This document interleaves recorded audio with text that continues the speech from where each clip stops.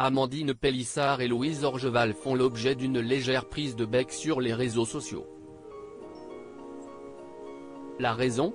La première dit avoir été victime d'usurpation d'identité sur la plateforme Mime, ce que la seconde dit être impossible. Elle en veut pour preuve un échange SMS qu'elle a dévoilé dans sa story Instagram. Jamais Amandine Pélissard n'a fait autant parler d'elle que depuis qu'elle a quitté Famille Nombreuse, la vie en XXL.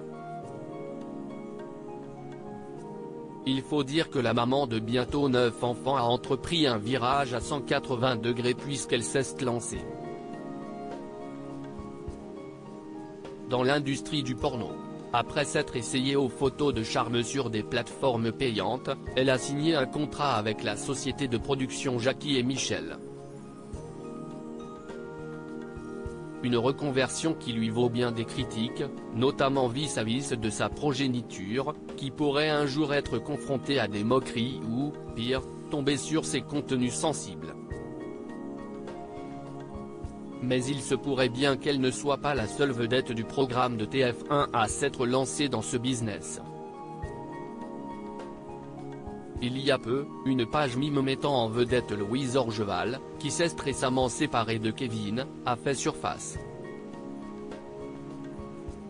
Sur celle-ci, on peut découvrir des clichés très osés de la maman de 6 enfants, dont la description est la suivante: « Le mâle alpha qui sommeille en vous saura-t-il dompter la louve sauvage que je suis ?»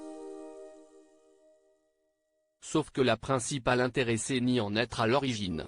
Amandine Pélissard dévoile un échange SMS alors que la page en question faisait le tour des réseaux sociaux. Louise Orgeval a fait savoir dans sa story Instagram qu'elle avait été victime d'usurpation d'identité et qu'elle n'était pas la personne derrière la publication de ses contenus.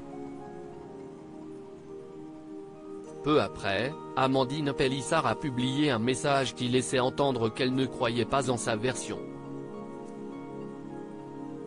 Il est bon d'assumer ce que nous faisons en toutes circonstances.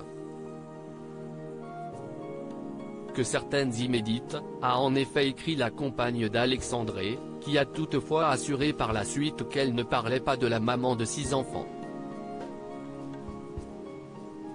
Cela ne l'a cependant pas empêché de remettre en question la version de Louise Orgeval, expliquant qu'il est, selon elle, impossible d'usurper l'identité de quelqu'un sur Mime. Elle en veut pour preuve un échange SMS avec l'un des salariés du site, qui lui explique que de nombreuses vérifications sont faites pour rendre la chose impossible.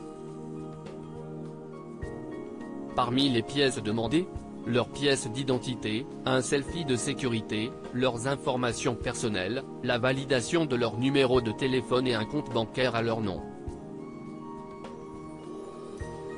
Tant d'éléments qui semblent garantir l'authenticité d'un compte, même si l'autre vedette de Famille Nombreuse, elle, maintient être une victime.